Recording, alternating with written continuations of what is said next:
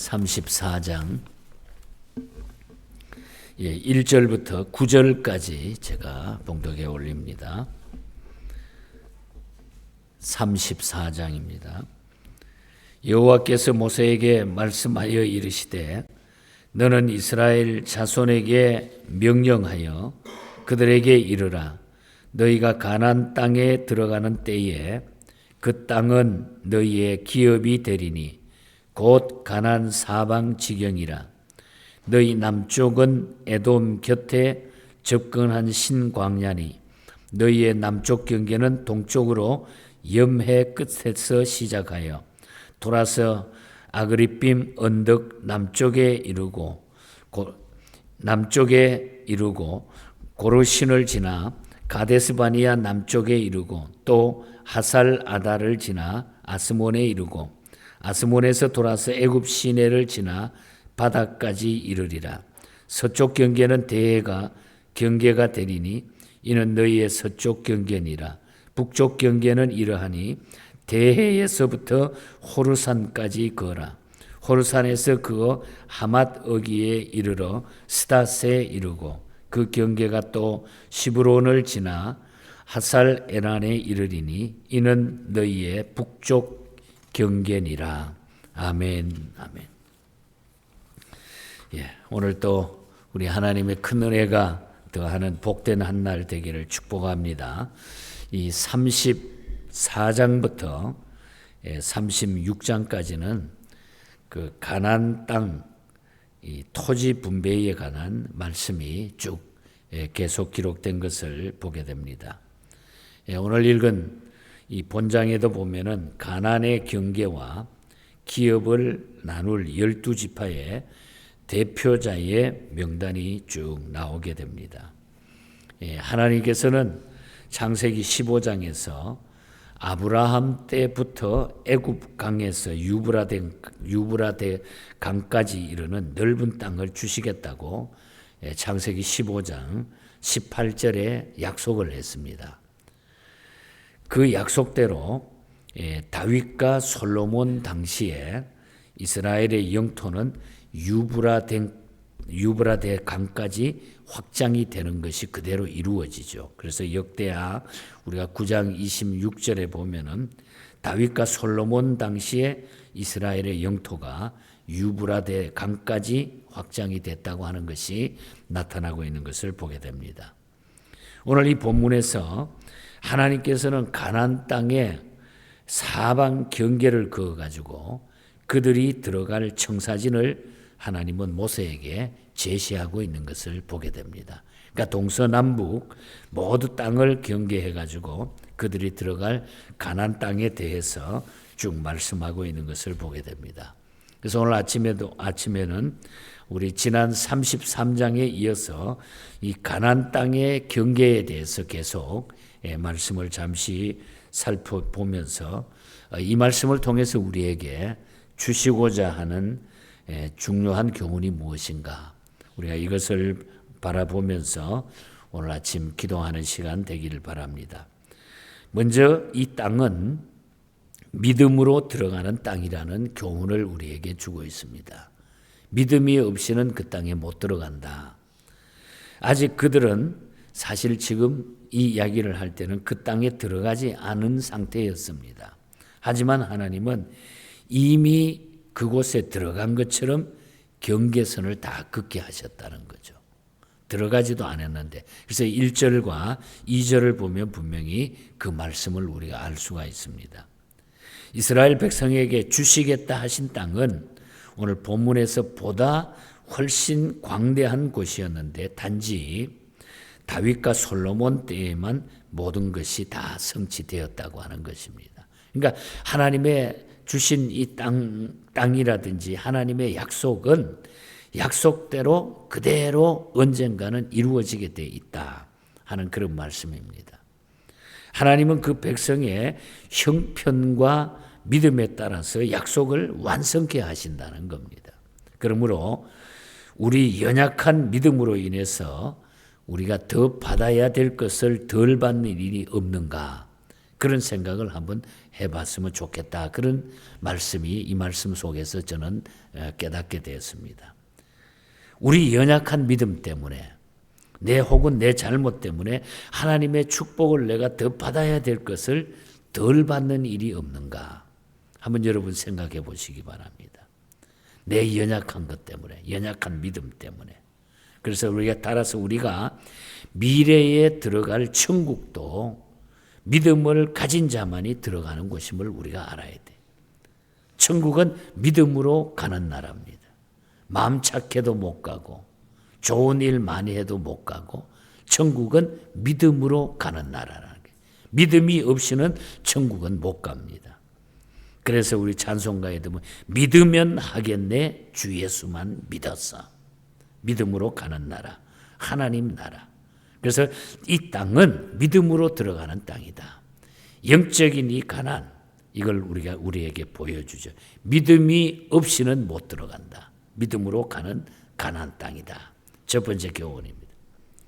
그 다음에 우리가 하나님께서 이스라엘 백성에게 거주의 경계선을 정해 주신 것은 하나님의 백성들로 하여금 세상적인 소유욕에 대한 욕망을 제하시기 위해서 그렇게 하셨다.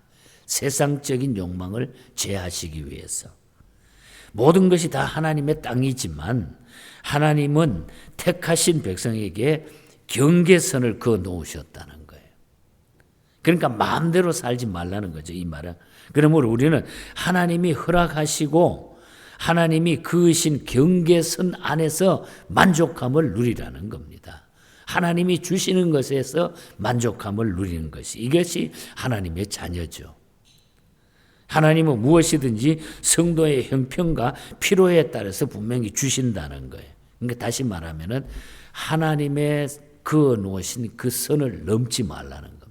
하나님이 우리에게 주시는 것. 선을 넘지 말라. 다시 말하면 쓸데없는 욕심 때문에 우리가 잘못될 수가 있다고 하는 거예요. 우리가 운동 경기 같은 것도 보면은 선이 분명히 그어져 있죠. 그 선을 넘으면 아웃이 되거나 혹은 실격이 되는 그런 경우가 많잖아요. 우리가 어릴 때 놀이할 때도 보면 줄 그어놓고 선 그어놓고 그 넘어가면 안 되고 이쪽에 있어야 되고 선을 밟으면 안 되고. 하나님께서 우리에게, 하나님의 백성들에게 경계를 주신 거예요. 하나님의 경계선을 넘지 말라는 거죠. 그래서 하나님께서 우리에게 경계를 주신 것은 세상적인 소유욕에 대한 욕망을 제하시기 위해서 그렇게 하셨다.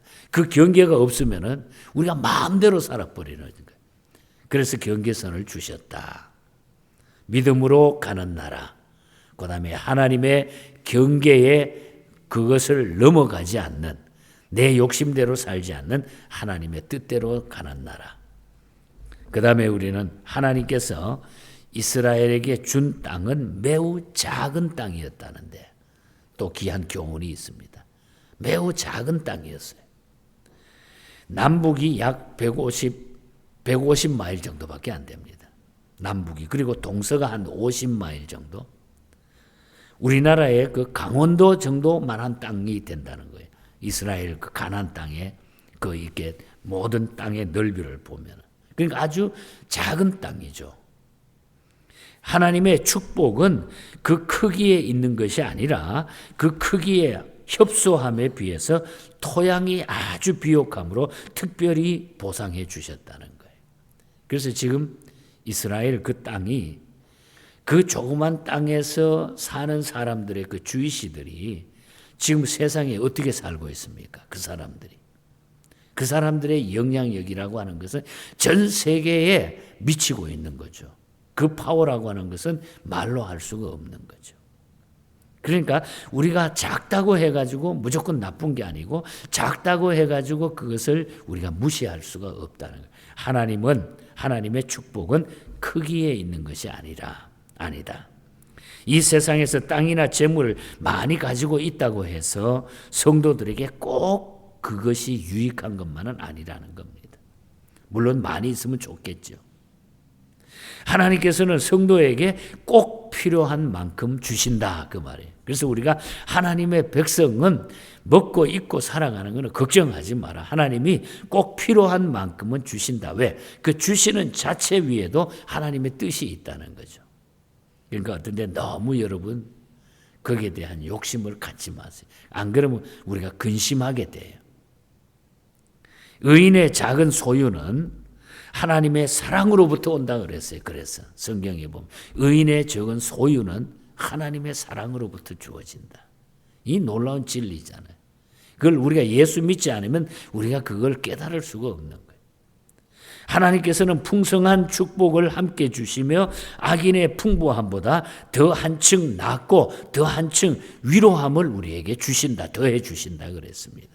그러므로 우리 성도들은 자족함을 배워야 된다. 그래서 바울은 나는 자족을 배웠다. 내가 풍성하게 사는 것도 내가 가난하게 사는 것도 나는 자족함을 배웠노라. 그래서 이 땅 위의 삶은 우리가 그런 삶이라고 하는 것을 우리가 기억해야 됩니다. 그리고 가난의 경계는 광야와 바다에 접해 있었다 하는 것이 오늘 나타나죠. 영화로운 땅에 비해 가지고 그 주인은 어떻게 보면 우울한 그런 분위기였다는 거예요. 이처럼 교회는 이 세상의 우울함에 둘러싸여 있지만은 하나님께서 보호의 막이 되어 주셔가지고 그들이 지배하지 못하도록 하나님이 보호하신다는 거예요. 오늘 이 교회는 바로 하나님의 보호의 막을 통해 가지고 우리 성도들에게 희망을 주고 기쁨을 주고 소망을 주는 곳이라는 거죠. 늘 우울한 세상에 속해 있지만 그러나 하나님이 우리의 보호막이 되어 주신다. 그리고 그들의 경계는 염해에서부터 시작해 가지고 또 염해에서 끝이 나요. 3절에 보면 염해에서 시작돼 가지고 그리고 마지막에 동쪽에 끝나는데 12절에 가서 보면 염해에서 그것이 끝이 났다. 이 염해는 소돔과 고모라 성의 잔재였습니다. 그러니까 죽은 바다죠. 죽은 바다. 사해죠. 이 염해는 염분의 농도가 다른 바다에 비해 가지고 6배가 넘기 때문에 생물이 살지를 못합니다. 염분의 용도가 너무 높기 때문에 연간 16억 톤의 맑은 물을 받아 가지고 염분으로 증발시켜 버리기 때문에 그곳에는 생물들이 살 수가 없는 거예요. 사해 바다는. 이렇게 염해에서 시작해서 염해로 끝난 경계선을 가진 그 땅은 하나님께 범죄하면은 염해처럼 생명 없는 바다가 될 수 있다고 하는 것을 깨닫게 함으로써 항상 소돔 고모라 성의 죄를 조심하라고 하는 교훈의 뜻이 담겨져 있다는 거예요. 하나님이 손 떼버리면은 그 땅은 다 죽어버린다는 거죠. 염해. 그래서 염해에서 시작해서 염해로 끝나는 거예요. 하나님이 그냥 손을 대지 않으면 다 죽은 바다나 똑같다는 거죠. 우리의 생명이 그 손에 달려 있다는 거죠. 그래서 세상 재물은 여러분 바닷물 마시기와 같다는 겁니다. 마시면 시원한 것이 아니라 더 목이 타듯이 세상 재물은 가질수록 더 만족이 없다고 하는 거. 꼭 바닷물처럼. 결국 소돔과 고모라가 멸망할 때에 롯의 부인이 세상 재물 때문에 천사의 명을 다 어겨버리고 뒤돌아봐 가지고 소금 기둥이 되어버린 것처럼. 그러므로 재물을 탐하는 죄를 조심하라. 재물을 탐하는 죄를. 그래서 우리가 가장 행복한 것은 하나님이 땅을 주신다는 거예요. 하나님이 복을 주시는 게 진짜라는 거죠. 땅은 하나님께서 주신 선물이라는 겁니다. 이게 진정한 복이죠. 만복 그는 예수시여. 만복. 주님이 우리의 만복이 되시는 거죠. 그래서 우리가 하나님 앞에 살아가면서 물질관을 잘 정리해서 살면은 나는 행복하게 되는 거예요. 물질관에 대해서 잘못 생각하면 우리는 그냥 짠 바닷물 마시는 것처럼 계속해서 우리는 목이 마르게 될 것입니다. 그러나 모든 것을 하나님 앞에 맡겨두고 그것은 하나님께로부터 오는 축복이라고 하는 것을 알면 우리는 어떤 환경 가운데서도 감사할 수 있게 되고 우리는 풍성한 삶을 누릴 수가 있는 것입니다. 이 땅에서는 평안이 없습니다. 이 땅에서는 진정한 평안이 없습니다. 토플 레이디 목사님이라고 하는 분은 아주 철저한 칼빈주의자였어요. 이분이 만세 반석 열리니 내가 들어갑니다. 이 찬송 188장 이 찬송 가사를 쓰는데 토플 레이디가 쓴 것을 이 찬송 가사를 읽고 찬송을 부른 바가 은혜 받은 분이 바로 메리 제임스라고 하는 분입니다. 그래서 이 메리 제임스가 자기가 찬송을 하나를 다시 만드는데 오늘 아침에 불렀던 439장이에요. 이 땅 위에 평안 없고 기쁜 일을 몰라도 주 예수의 참사랑을 내가 이제 알았네. 이 땅 위에는 아무리 찾아봐도 평안이 없고 기쁜 일을 없다는 거예요. 물론 잠시 동안 있는 일들은 있는데 주 예수의 참사랑이 아니고는 그게 아니더라는 거죠. 그걸 깨닫고 나니까 정말 기쁨이고 축복은 예수 안에 있다고 하는 것. 예수 믿고 믿음으로 주님이 주시는 땅에 우리는 함께 살 수 있기를 바랍니다, 여러분. 시리 오브 가난이라고 하는 찬송도 마찬가지입니다. 내 주린 영혼 만나로서 먹여주시고 그 생명 양식, 그 양식 내게 생명 되겠네. 주님이 우리의 생명이고 주님이 진정한 우리의 양식이라는 거죠. 이후로 생명 양식 주와 함께 먹으며 저 생명 시냇가에 살겠네. 우리는 주님과 살아가는 하나님의 백성이에요.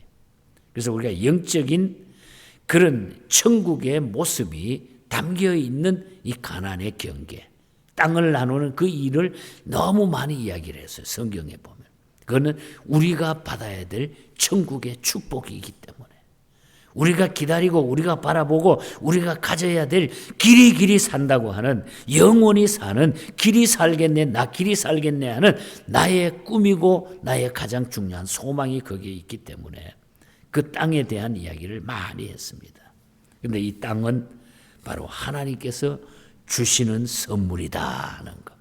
그래서 우리는 믿음으로 가는 나라, 믿음이 없이는 하나님을 그래서 기쁘시게 못하나니 우리의 선진들은 이 믿음으로 살았다고 그랬어요. 믿음은 보이지 않는 것들의 증거요 보이는 것들의 실상이라고 그랬습니다. 믿음이 없이는 하나님을 기쁘시게 못하는 것. 그래서 이 믿음으로 우리가 하나님 앞에 살아갈 때에 모든 문제는 하나의 초점 속에서 해결이 되지만 그러나 그것을 우리가 버리고 거기에서부터 잘못되면 다 어그러지는 거죠. 욕심 때문에 짠 바닷물을 마시는 것처럼 인생을 계속 그렇게 살 수밖에 없을 것입니다. 이 믿음으로 이 한 주간도 승리하시고 또 우리가 주님 앞에 가는 날까지 확실하게 살아가시기를 주님 이름으로 간절히 축복합니다. 하나님 아버지